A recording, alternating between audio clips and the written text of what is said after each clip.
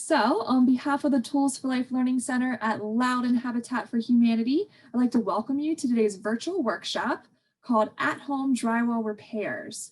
My name is Amanda Bollig, and I'm the Program Project Specialist here at Loudoun Habitat for Humanity. I oversee our home repair program and the Tools for Life Learning Center. We're going to dive right into things because we've got a lot to talk about today. So our goals for the session, we're going to review some of the tools that you may need to patch drywall at home. We're going to be able to watch a step-by-step demonstration of a drywall repair.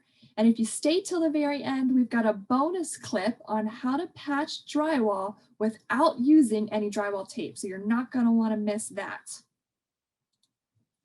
So today, the videos are going to be from our construction manager, Dave Metzger. Dave is a wonderful construction manager that we have here at Loudoun Habitat for Humanity. He is working hard on some of our projects today, so he's not able to join us live, but I had the opportunity to join him on a job site, and he taught me the whole process on how to repair drywall. I was able to capture some video with him, and we're going to watch those videos today. But I'm going to act as your guide throughout the process and kind of teach you some of those steps as well. So our overall process, we've got 4 steps. The first thing you want to do is just gather your materials. It's helpful to have everything all together so you're ready to work on the job. The next thing you'll do is remove that damaged area of drywall. So if you've got maybe a roof leak that happened, you've patched your roof and now you've got a water damage spot on your ceiling and you want to fix that, you can go ahead and you'll remove that damaged drywall area, that patch of the water spot.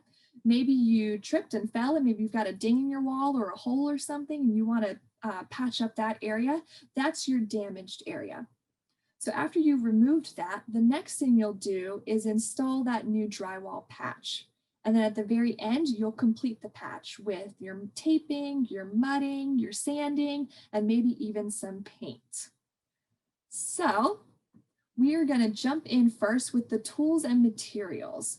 So this is a list of tools that you might use. There's lots of lists out there. We're going to put in the chat box for you another list that's from Home Depot if you want to use that to help you go shopping and pick up some tools.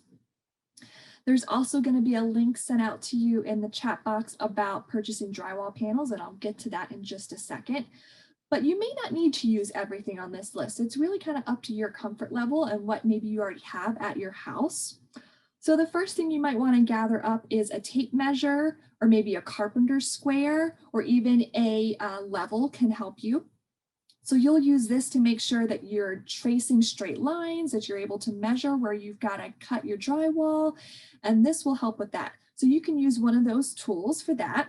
You're of course going to need a pencil. That's extremely important. You'll want to have that nice and handy. Then you'll need a saw or maybe a utility knife. Dave often uses a utility knife in his projects, and you'll see him using that on the videos. You'll need your drywall joint tape and the joint compound. You may need sandpaper or a sanding block, whichever you prefer. You're going to also use a drywall panel. You don't need to go and purchase a big sheet of drywall at Home Depot. If you've got a scrap piece at home, that's great if it'll fit over that hole.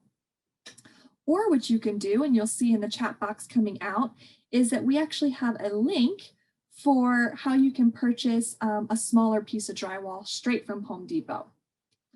The other things that you might need are some scrap lumber, or maybe you've got some plywood or some 2x4s laying around. We're going to use those for bracing. Some other tools you might use, a hammer. You might need your drill. You're really going to need your drill. You'll need something called a hawk or a trough. Or you can just actually use the drywall joint compound bucket if that's easier for you. You'll see the hawk kind of laying in the background of the video we're going to watch with Dave. And you'll also see him using the trough to mix up the drywall joint compound, and sometimes you'll add a little bit of water to it.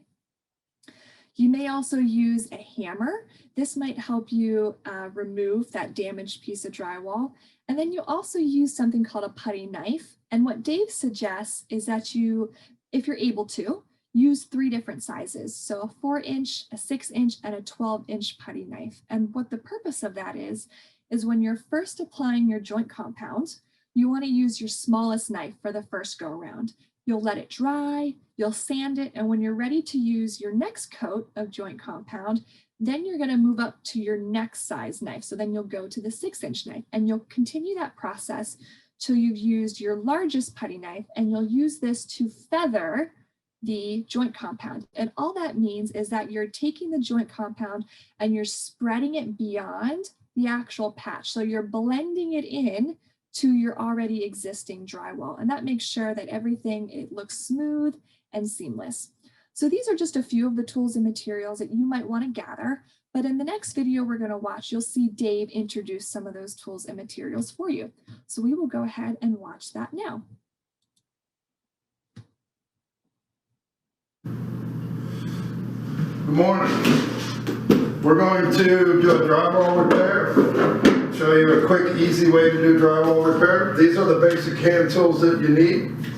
I recommend a low power drill, not a big powerful one because it'll end up screwing through the wall. And what we have here is drywall tips. What this does is keep you from punching holes in the walls.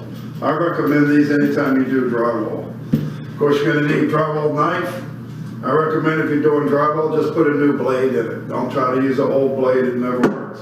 Tape measure, sanding block, of course your mud, a level, hammer, and a square. Those are basically your simple tools that you need so you can do a drywall repair and drywall screws. That's basically what you need. All right, so after you've gathered all of your materials, just like Dave had there in the video, he's got everything gathered together, ready to use. The first thing you're going to want to do is outline and remove that damaged area like we talked about. Maybe it's that water spot, maybe it's that hole in the wall, whatever it may be. You're going to want to outline it using your pencil. And this is where you might use your carpenter's square, you might use your level, or maybe you might use your measuring tape to measure out that area. And really what you want to do is if you've got that hole, you've got that water spot, you're going to want to measure and make your outline about 1 inch beyond that to give yourself some space. And what you'll actually see Dave doing in the video is he actually has some scrap drywall that was laying around, and that's what he uses to trace out his outline. That is totally fine if you want to do that as well. Or if you want to be a little more specific, you can pull in your carpenter's square to do that as well. Then you'll use your utility knife, or if you're using a saw, you will use that to cut out that outlined area. You'll see in the video that Dave has to make multiple passes around that outlined area. So he starts off with some light pressure, and then he works to harder pressure. You might have to put some muscle in there to kind of cut all the way through the drywall. Then you'll carefully remove that damaged piece out of the wall. And this is where you may use your hammer if you need to give yourself a little extra muscle to push out that damaged piece. So let's go ahead and watch how Dave outlines and removes a damaged piece of drywall in one of the houses we were working on.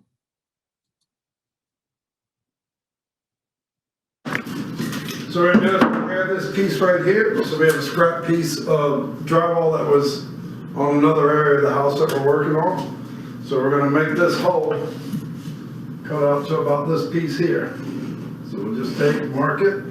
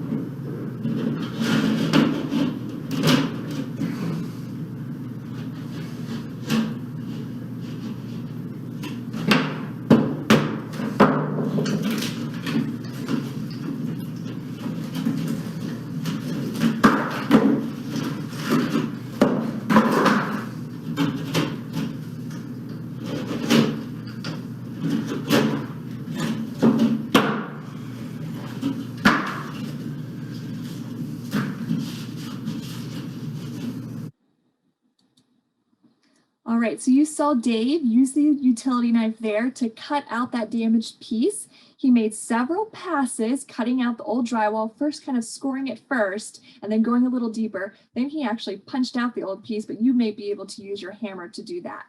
At the end of that video, what you saw is he was kind of feeling around, making sure he had pulled out all of those pieces of drywall that he cut. And what you might have also noticed is there was nothing back there. There was no support piece. So when we're putting in our new patch of drywall, we want to have something to screw to. There needs to be something that we anchor our new piece of drywall to, and that's the support piece. So this is where you're going to use that scrap lumber that maybe you've got laying around. Maybe it's some piece of plywood that you might need to cut down. In the video we're going to watch next, Dave uses what's called a shim, which is just kind of skinny pieces of scrap wood.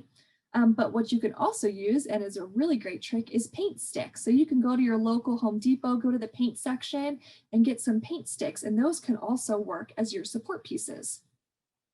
So what you'll do is you want to make sure that those support pieces are about 2 to 4 inches longer than that hole that you just cut out of the wall. So you're going to want to kind of maneuver those support pieces into the wall, and then you'll screw them in. When you're screwing them in, you want to make sure that you sink those drywall screws in deep enough. And the way that you know you've done that is you'll see a little divot underneath. You may even see what looks like a half circle or kind of a smiley face around the screw. And that's how you know that it's sunken in far enough.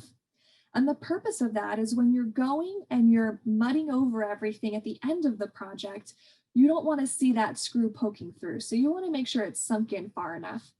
And the last step to this is you want to use your pencil again, and you want to kind of mark the areas that you screwed in those support pieces. That way, when you're applying your new piece of drywall, you know exactly where those support pieces are behind the wall, and you know exactly where to screw into. So in this next clip, what you're actually going to see is 2 different holes that Dave was working on. The first hole, Dave uses those shims to screw in to make his support pieces. And then in the second clip, what you're going to see is an area where Dave actually had already put in some scrap 2x4s, and he'll show you on those 2x4s where he marked them, so you know exactly where your support pieces are, so you know how to screw in. And that becomes really important, and you'll notice that in our bonus clip at the end of the video when Dave is doing some mudding and needs to know where to screw. So let's go ahead and watch the next video of Dave installing the support piece.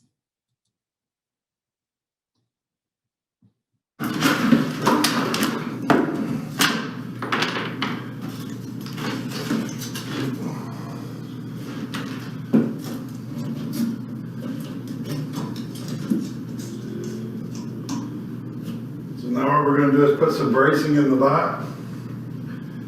What I'm using for bracing are shims.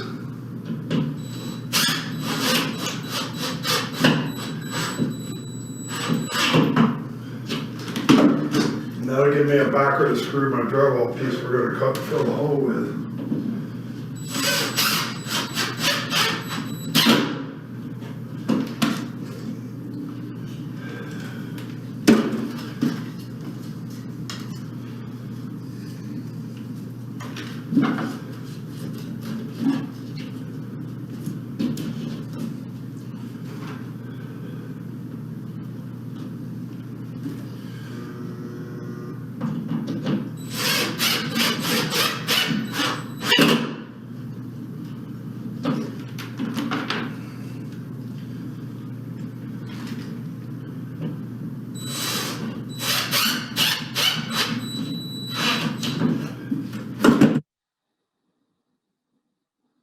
So what we have here is a hole we're going to repair. We already put 2 studs in the wall for backer boards for us to be able to seat the drywall too. So basically, this is your firewall on the outside of a townhouse. We just slipped some 2x4s in, screwed them here and here. We mark them up above so we'll know where to put our screws into.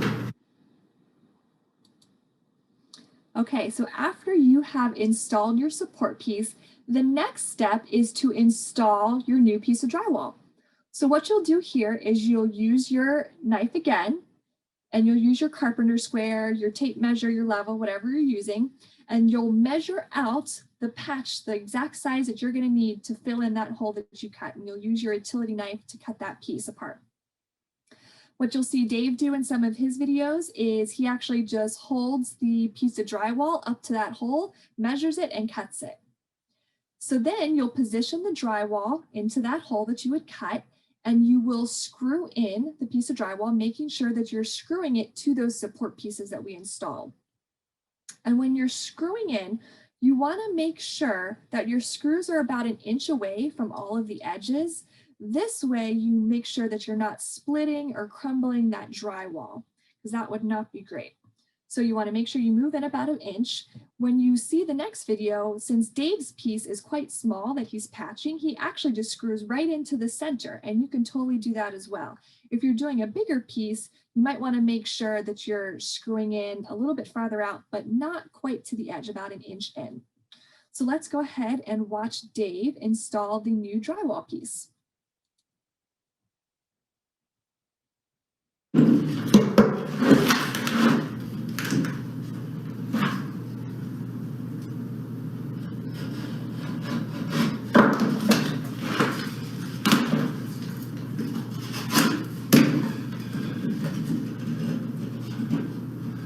There you have your piece to fill the hole in. Now you take one screw into the middle.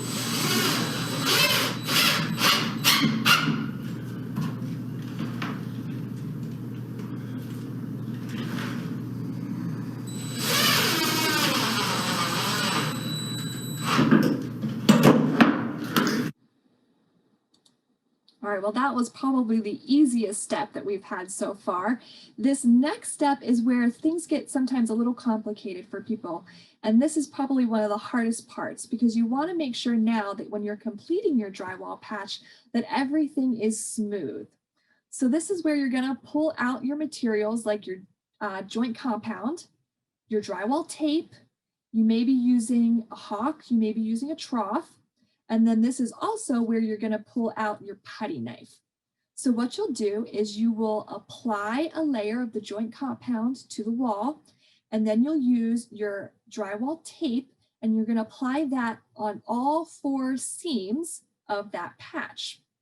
And what you'll see Dave explain to you is that on your drywall tape, there's actually a line that runs right down the center. You can kind of bend that a little bit and use that as your guide to make sure that you're centering the tape right on the seam, and that the tape is covering the same amount of the old drywall and your new drywall.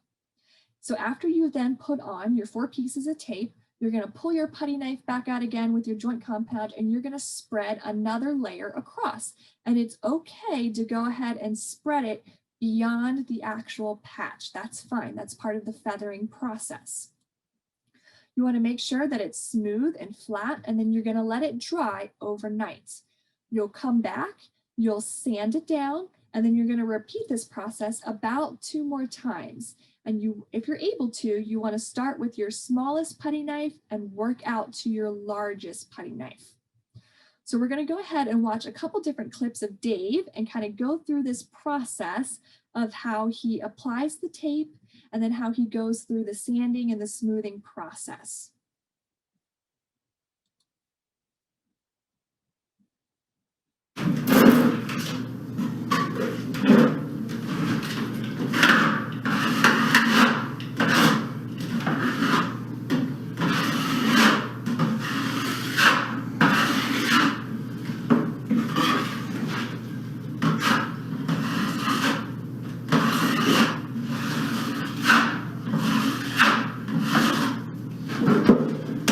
Now that you got your one layer on it, take your paper, tear a piece, go from there to there.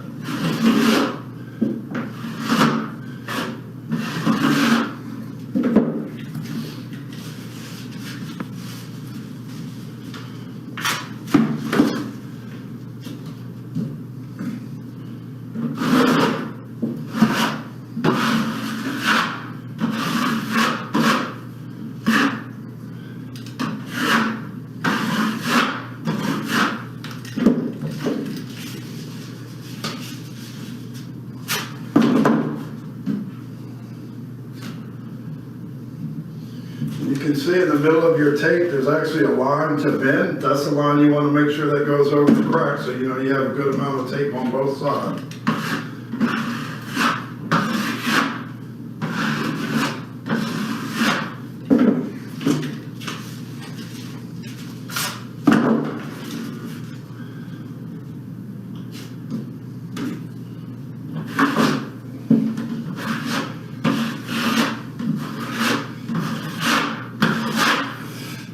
Let that sit for a day, come back, hit it with another coat, sand it out a little bit, feather it beyond this, and therefore is your patch.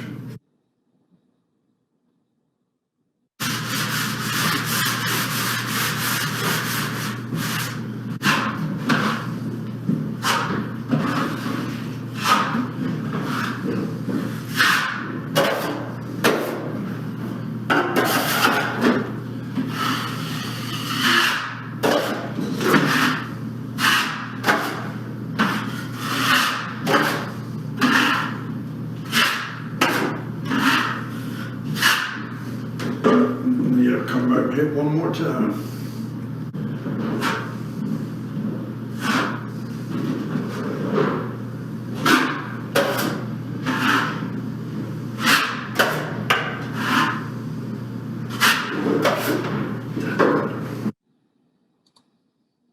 All right, so what you saw there was Dave finishing up 2 different holes in the house that we were working on by using the tape, joint compound, some sanding, had it to dry, and do some multiple coats of the joint compound.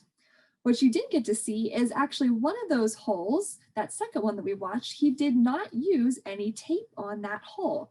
So we're going to be able to show you a little trick that Dave uses sometimes on some of his projects where he can actually patch drywall without using any drywall tape.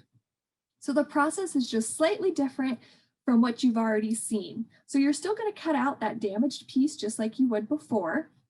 But then when you go to measure the piece of drywall that you want to patch, you're actually going to make sure that it's about 1.5 inches bigger than the hole that you cut, than that piece that you removed from the wall. So about 1.5 inches all the way around, it needs to be bigger.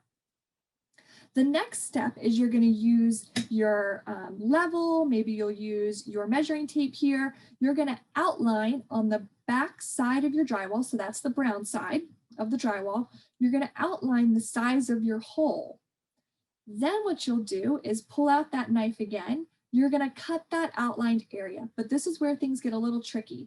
You want to make sure that you don't cut all the way through the drywall. You want to be able to leave that white paper that's attached on the front. That's what's going to act as your tape instead of having to go in and apply tape. It'll make a lot more sense when you see Dave do it and how he peels off the drywall. Then you'll complete the patch just like we've done before, securing it with the screws to your support pieces and going in and mudding and making sure that everything is smooth. What you're going to see in the chat box is a link to another video that Dave likes to use to pick up some tips and tricks for lots of his projects that we work on. It also explains this process as well as some other drywall tips and tricks that we use. So we highly recommend checking out that video as well. But let's go ahead and see how Dave installs a piece of drywall without needing to use any tape.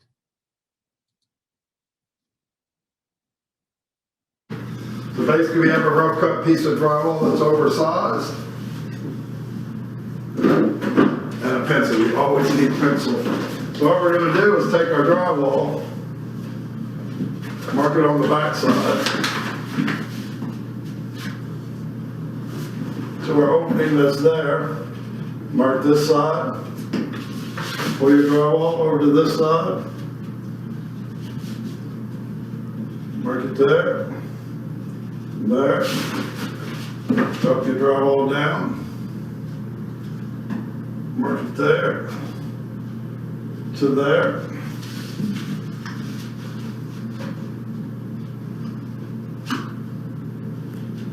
there, there. And for a small piece like this, we're only using a 2-foot level, so we'll draw our lines.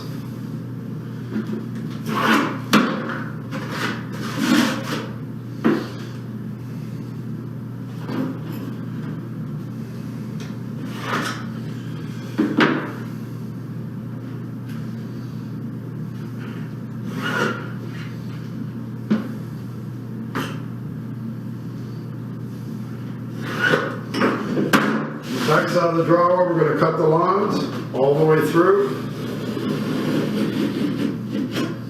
I recommend 2 passes. Do your first one light, a little heavier on the next one. What you want to do is fold it down.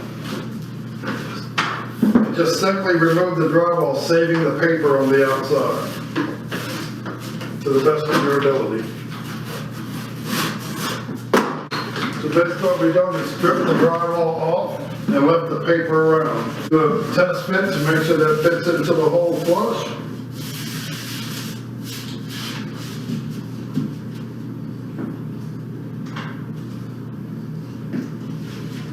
Once you make sure it fits into the hole, pull your piece out, lay it down flat, take your mud,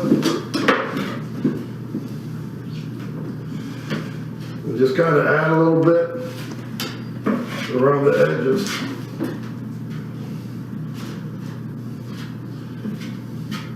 You just want to make sure when the 2 pieces go together, they'll bond all the way through this piece here. Don't put a lot, just put a little bit. Kind of fill it in.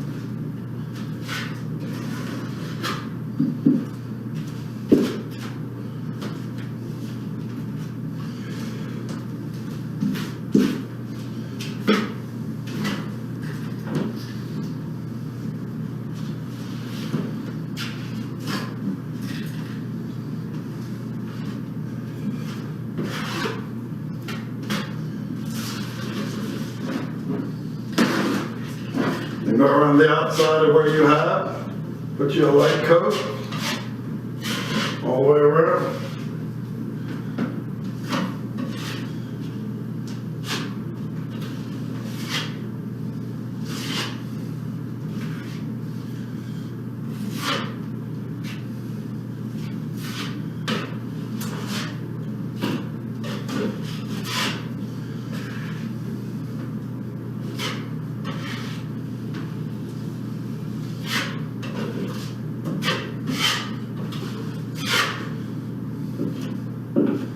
Make sure you kind of push this back so you don't get a bubble in between your tape.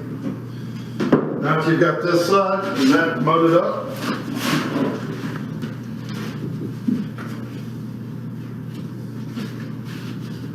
work your piece of drywall back in. Make sure that you're good and flush. Take your knife, clean it off, and just kind of get your paper to stick.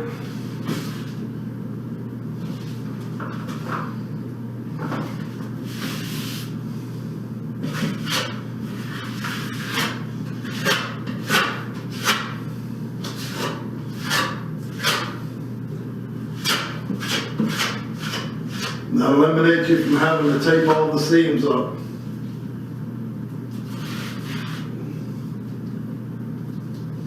Now that you got it a little soft, take your screws, we'll remarked it, see where the stud runs on this side and this side.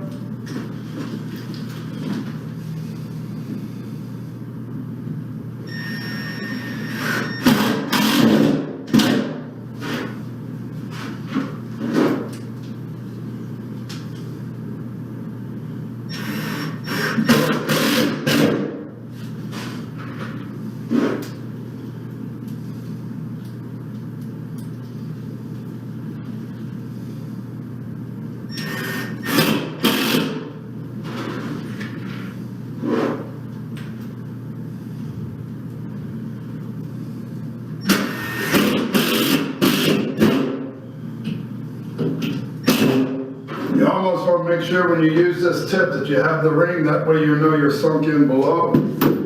Take your knife back out and just work your paper.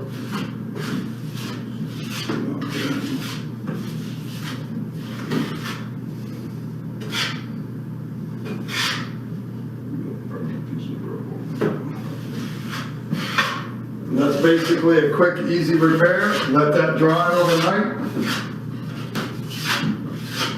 Come back the next day with a bigger knife and spread your drywall all across, but that's basically a simple drywall repair to a hole. All right, so we hope that today you've learned some really great tips and tricks on how to fix small or medium-sized holes at your own house. This way you can save some money and not have to go hire someone else to do the job for you.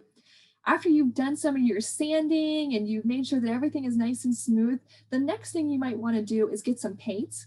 And this will make sure that your patch is seamless and no one else will notice it. Only you'll know that that's where you had to go in and patch the drywall. So what you'll see on the screen right now is another workshop that we completed with Dave, where you can learn how to paint like a pro. So if you want to finish up your drywall and then come back and paint everything, we totally suggest watching this video to get some more tips and tricks on painting. We've just added the link to this video in the chat box for you, but you can also find it on our website, Loudoun Habitat for Humanity, with the Tools for Life program, and under that you'll see recorded workshops, and that's where you'll be able to find this video. So we want to thank you all for joining us today. We hope you learned a lot and that you'll come back and join us again for another workshop. Our next workshop is going to be later this month on May 20th, and we're going to talk about moving from a job to a career. So we hope that you'll join us for that workshop. And if you have any questions about our programming or want to learn more about Loudoun Habitat or the Tools for Life Learning Center, please check out our website, loudounhabitat.org/toolsforlife, and we hope to see you all again soon. Thank you.